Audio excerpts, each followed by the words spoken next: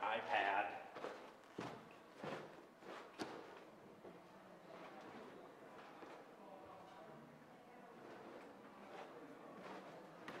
It was weird. I was sitting here when it's really quiet. I hear like a weird noise, like sort of like. Yeah, you hear that? It's the power amps. Oh, okay. That's what this is what it sounded like. Because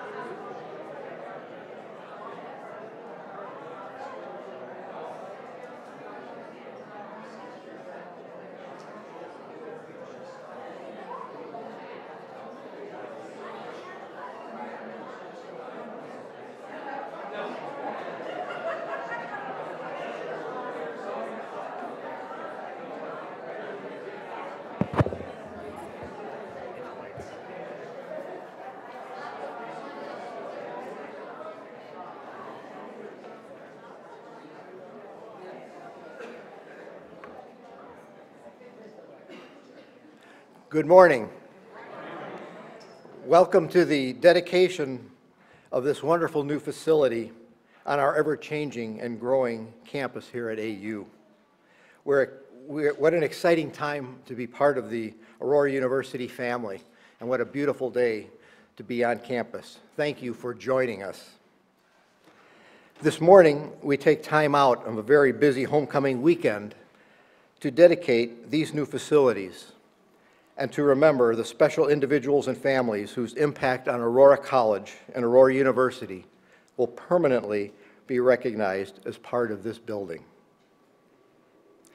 In addition to the names that will anchor the new Shingothi Center, the Tapper Recital Hall, and the Hill Welcome Center, we also pause and reflect to thank the hundreds of individuals listed on our recognition plaque on the wall outside the Community Foundation Gallery.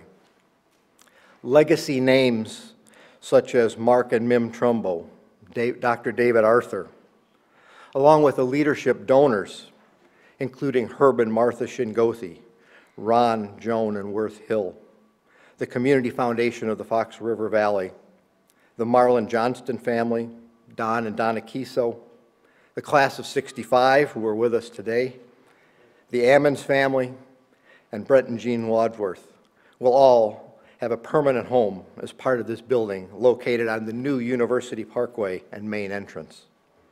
Aurora University has a rich history grounded in the twin virtues of character and scholarship.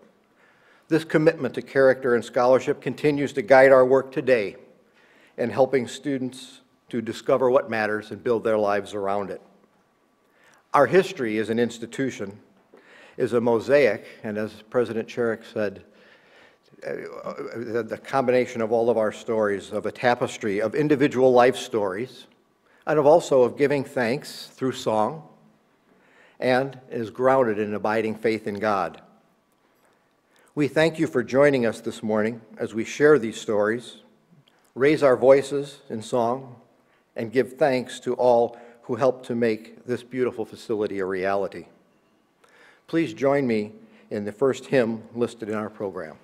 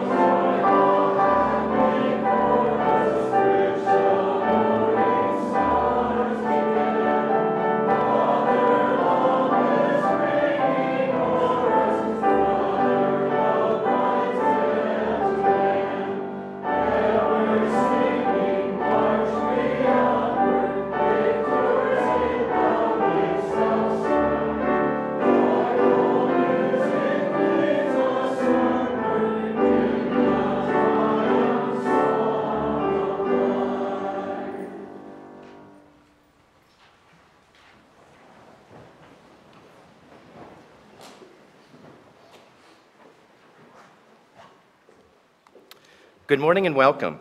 My name is Jeff DeLacy. It's a beautiful day, or hopefully a beautiful day for a good football game.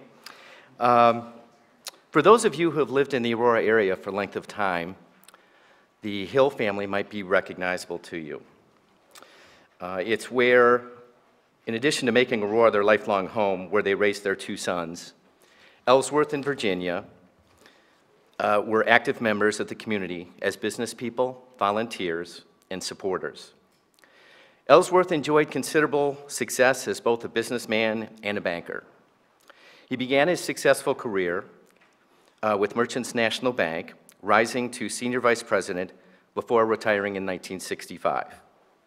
2 years later, he purchased Farmers State Bank in Yorkville and ran its organization until his second retirement.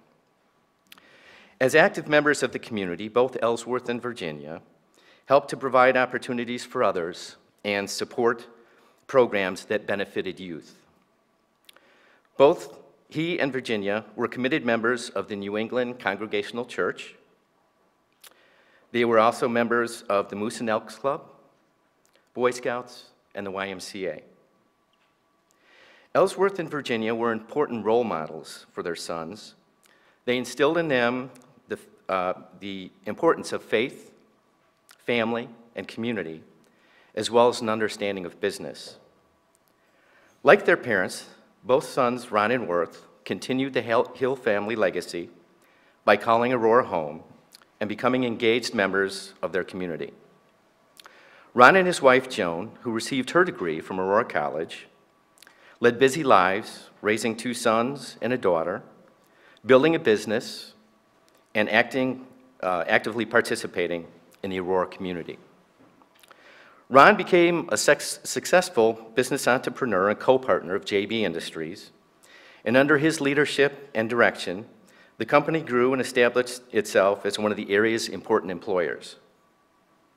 Ron retired in 2005 when his eldest son, Ron Jr., and another business partner purchased the operation that year.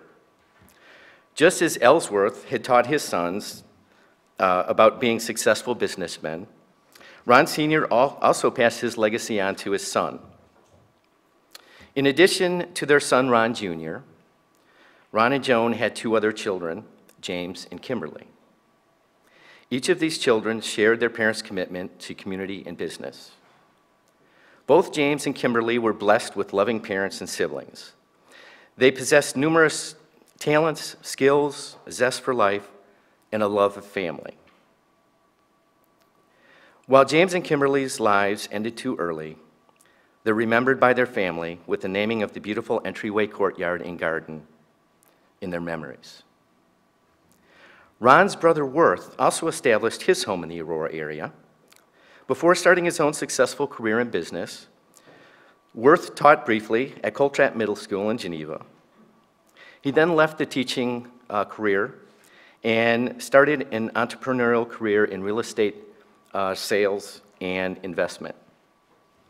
Early on, when this building was really just a drawing on paper, I remember having several conversations with Ron about his support of this project. And what I remember the most about Ron was his enthusiasm for his commitment to the community and in continuing his parents' legacy of supporting the Aurora community by naming this building in their memory. He also found great joy in knowing that his brother Worth would join him on this project. It's an honor and my pleasure to share the Hill family story and to thank Ron, Joan, and Worth for their generosity in helping to bring this wonderful new building to fruition. At this time, I'd like to ask that Ron, Worth, and Joan stand. And I'd like all of you to join me in thanking these wonderful people for making our vision of this Welcome Center a reality.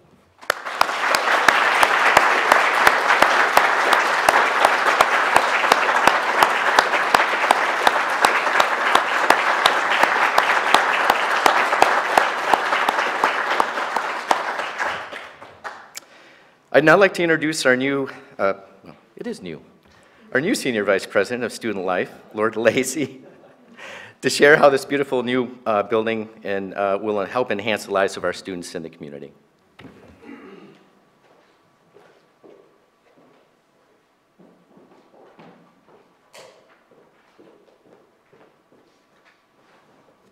Good morning. Dedicating a new building on campus is cause for a celebration, and this building, this beautiful space, is worthy of our deepest joy and appreciation. To Ron, Joan, and Worth, to Marlon Johnston and family, and to everyone who brought this building to fruition, I extend appreciation on behalf of our students.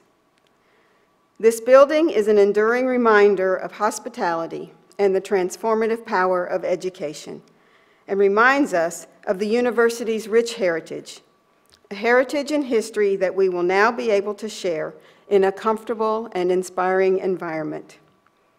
In thinking about the impact this building will have on our students, as well as on faculty and staff, I realize that this building will deepen our sense of a university community, our sense of commitment to students, our sense of those who came before us.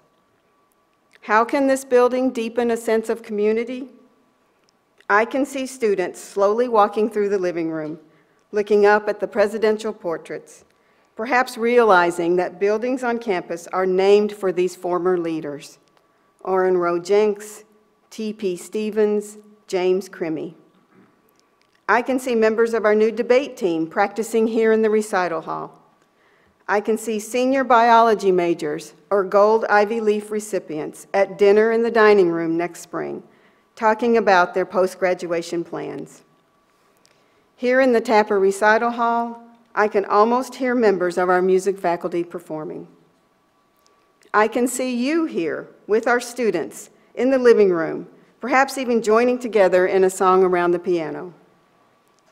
I see the president hosting a dinner for new faculty members, welcoming them to the community and sharing the university's history. I see our students with sleeves rolled up, examining artifacts from the collection that Marlon Johnston collected over his lifetime. What the Shingothi Museum and Hill Welcome Center offers the campus community is space where meaningful conversations take place, the kind that so many of our alumni remember from their undergraduate experience. In a very short time, I can see how this building will help to strengthen our commitment to students, to the community, and to the heritage we share. Thank you again on behalf of our students for continuing the legacy of hospitality and community. And now I would like to introduce to you Meg Biro, Executive Director of the Shingothi Center.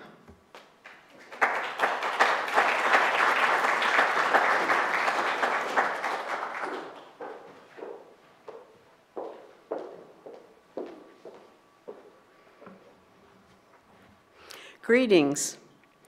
I was delighted when President Sherrick asked me to say a few words about Martha and Herb Shingothi. What a pleasure it is to do so on this joyous occasion in the 25th year of the museum's existence and the opening of the new Shingothi Center of Aurora University. Those of us who had the good fortune of friendship with Martha and Herb have an abundance of Herb and Martha stories, and we never tire of retelling them. We even have a fish story.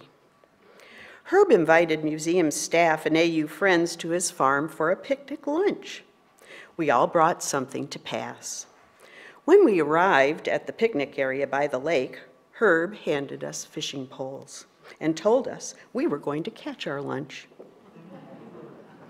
He also told us we were only to fish on the right-hand half of the lake. He stocked the pond and did not want to deplete the stock. We wondered, do the fish know where the half mark is? And to stop? Well, a few hours later, my husband decided to take matters into his own hands, and though standing on the right side, cast his line onto the left, and sure enough, a large trout hit his line. I think Herb saw this infraction, but he was hungry too. We had no nets, so Dan flung the fish on the shore and I jumped on it with both hands. He was not getting away. We had delicious grilled trout for lunch, albeit a bit later than planned. Like their collections, they were one of a kind, or two of a kind. If you met Herb or Martha on the street, you would have no evidence that they were people of means. They were modest people of modest tastes, regular folks who lived in the same ranch home a few blocks from campus for 45 years and drove the same cars, two 1980-something Lincolns, which actually were named Mark and Claire, after the Lincoln Mark IV and Claremont models. They loved their cars and couldn't imagine getting new ones. In fact, Herb's car, replete with the lamb's wool seat covers, was used by the AU mailroom to go back and forth to the post office for many years. This, I know, would have pleased them. We had a unique relationship with Herb and Martha, one more like family than that of donor and recipient. Herb grew popcorn, and there was always some popped and ready to welcome friends from the university who stopped at the house after work for popcorn and conversation. Martha and Herb would bring over a sack lunch once or twice a month to join the museum staff and visit for an hour or so.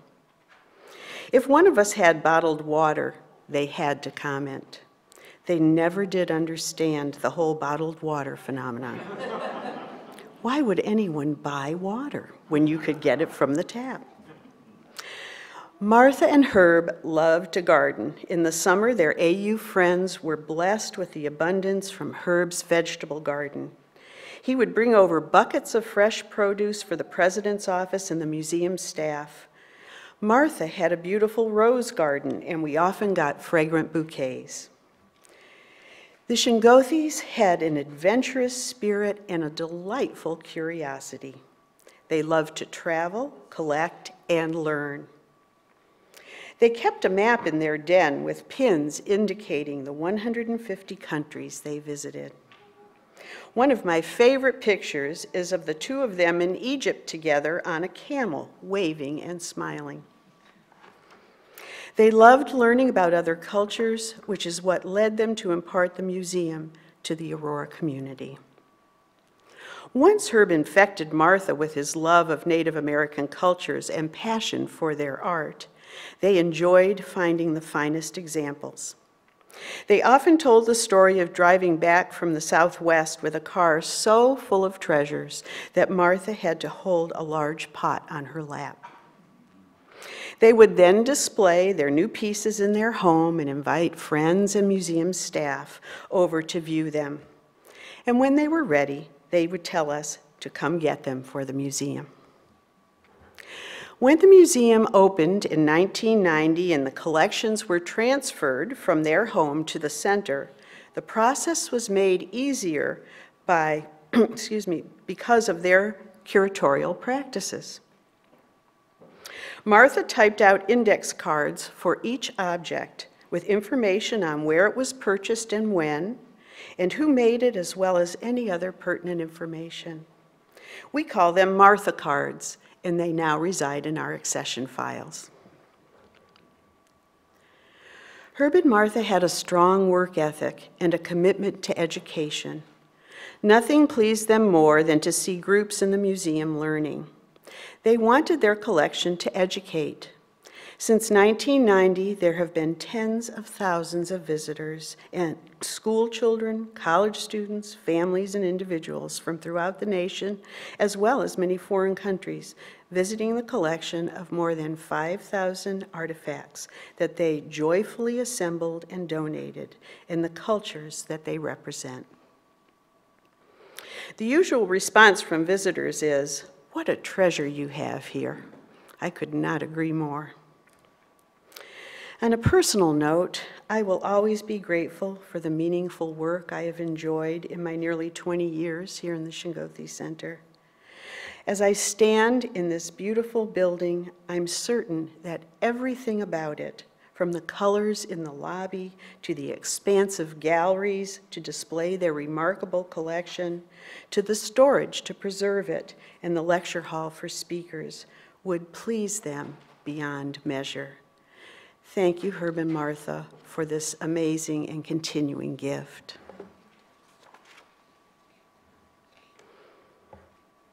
And now I'd like to introduce to you Don and Carol Vandell from the class of 1965 and 68.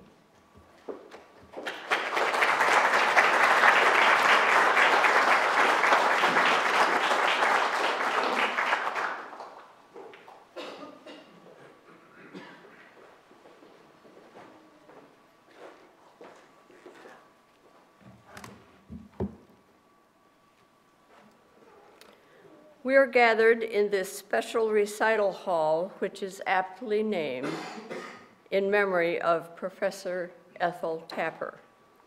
Dr. Tapper helped us as students by opening our minds and instilling an ongoing appreciation for the visual arts and literature.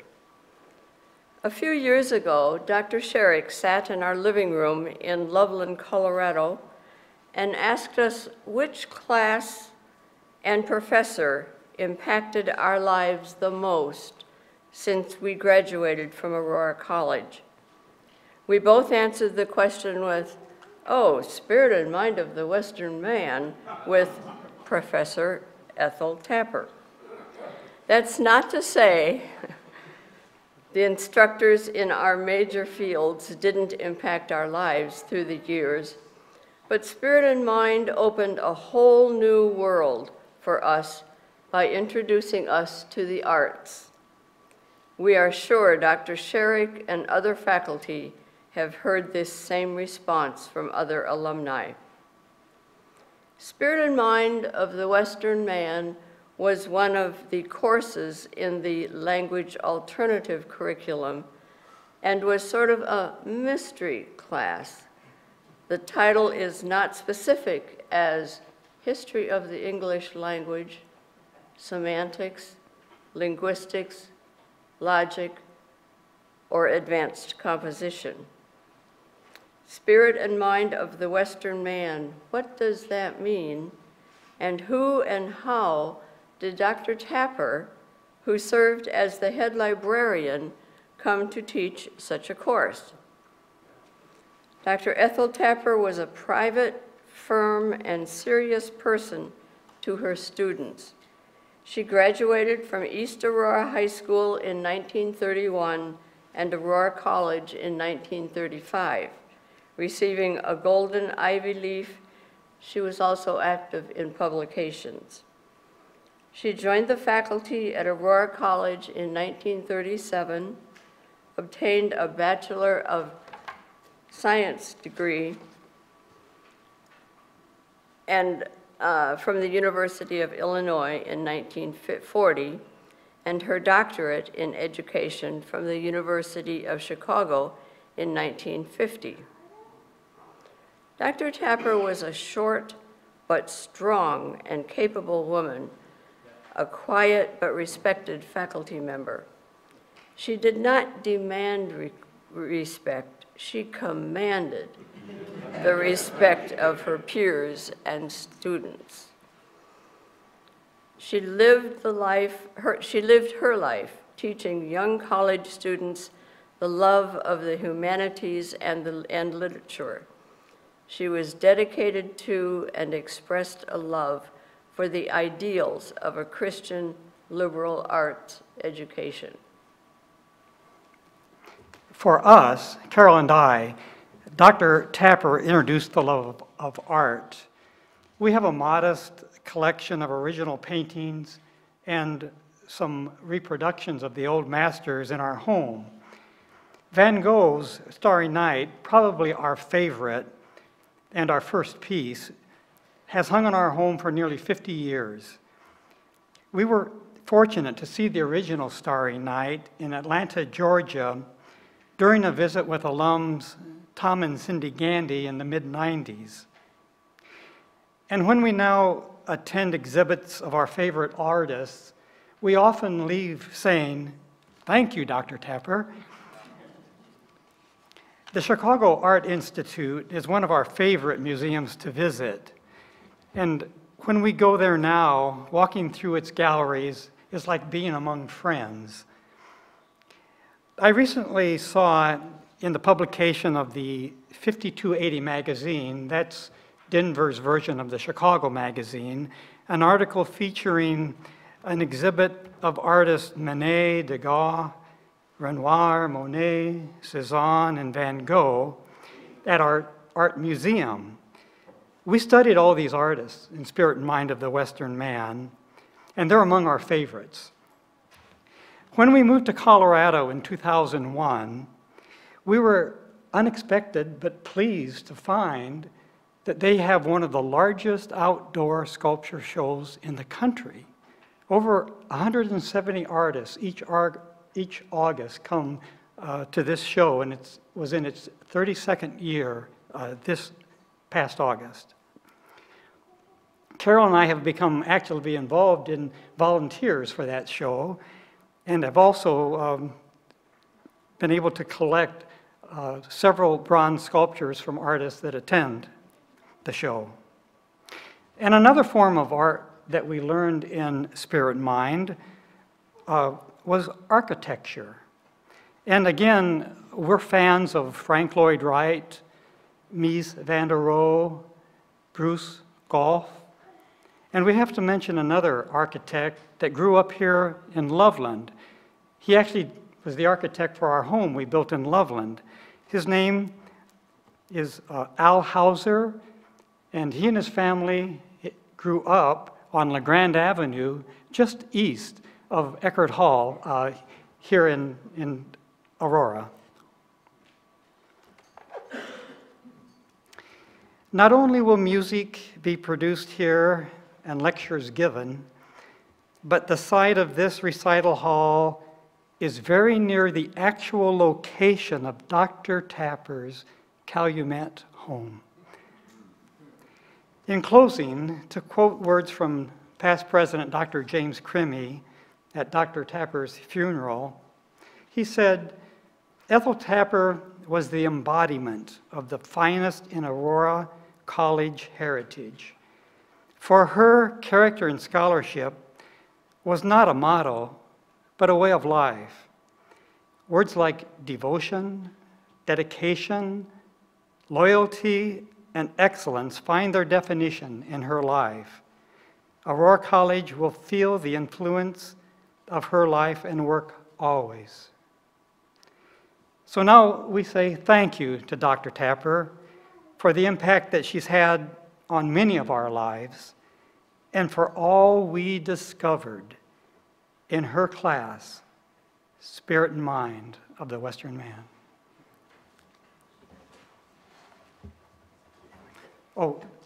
And now please join us in the next hymn in your program.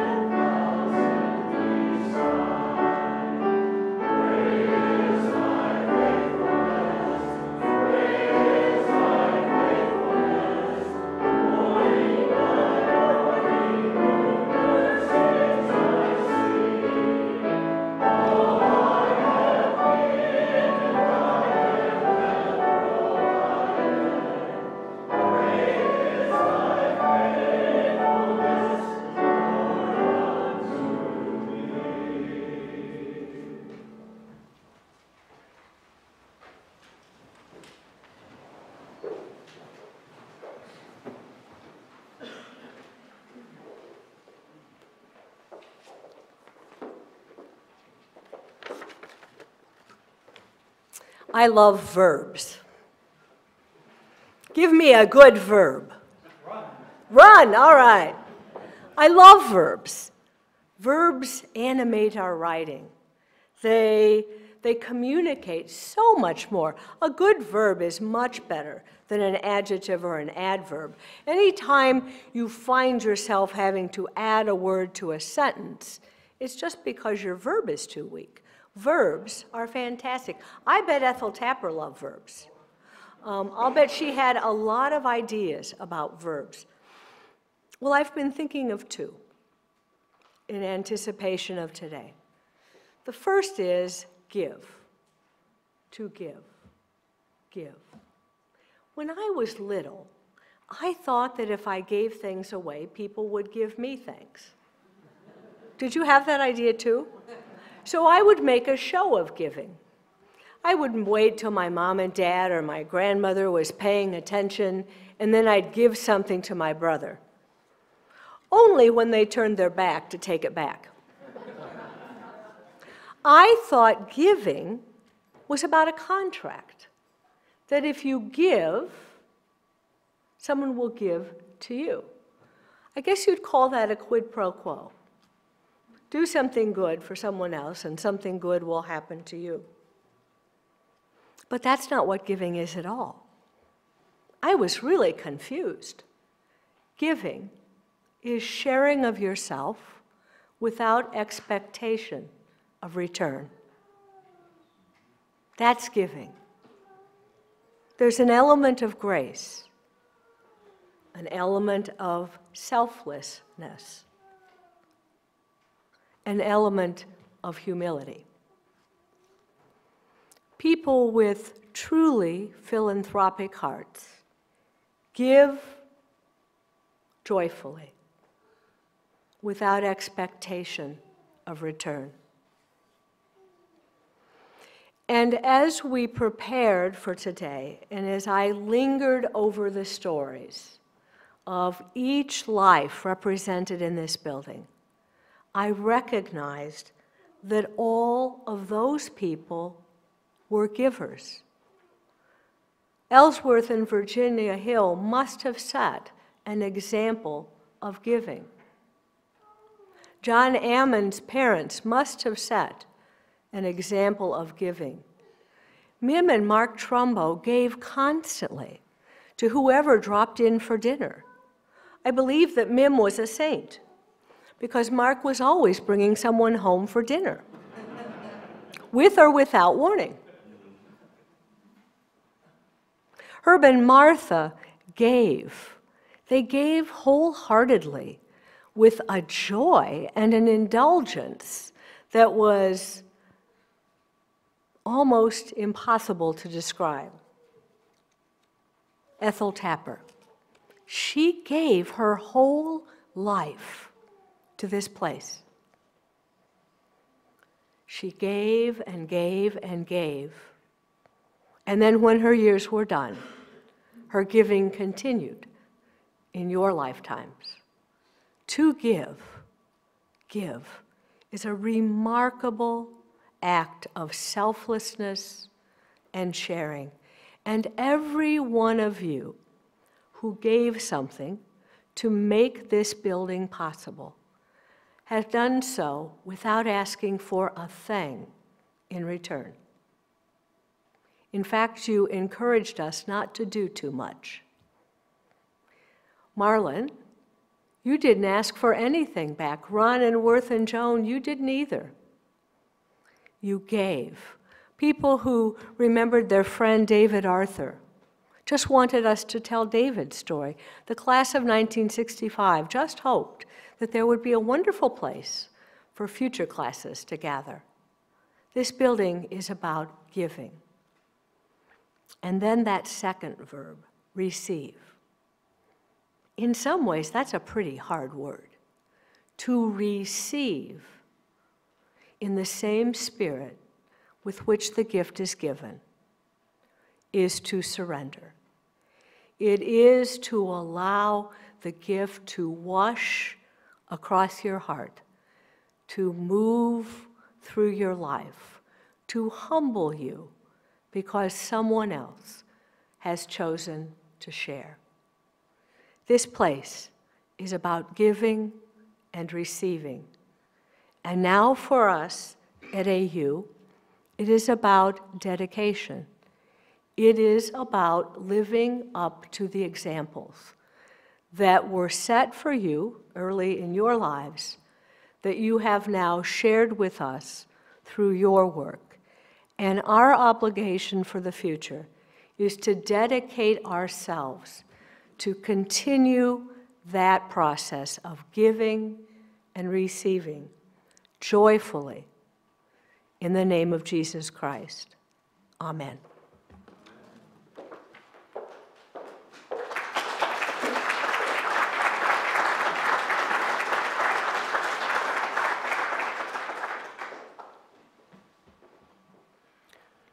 Please pray with me. Hear our prayer, O Lord, as we dedicate this building today. We thank you for those who have gone before us, from the founders of Mendota Seminary to the men and women of Aurora College and the leaders of Aurora University. We are grateful for those who have made the Hill Welcome Center possible, and for the native people of this land whose culture is celebrated in the Shingothi Center. We humbly ask that a spirit of hospitality would rest upon this place, so that all who enter it would from this day forward call it home and be a part of the family that is Aurora University. We thank you in advance for the milestones that will be celebrated within these walls, for our celebration today, and the events and people who will be celebrated and honored here in the coming years. Please bless and guide the conversations and discussions that will take place as we gather around these tables. We ask that the Hill Welcome Center be home to the pursuit of both character and scholarship. This we pray in the name above all names. Amen. Thank you.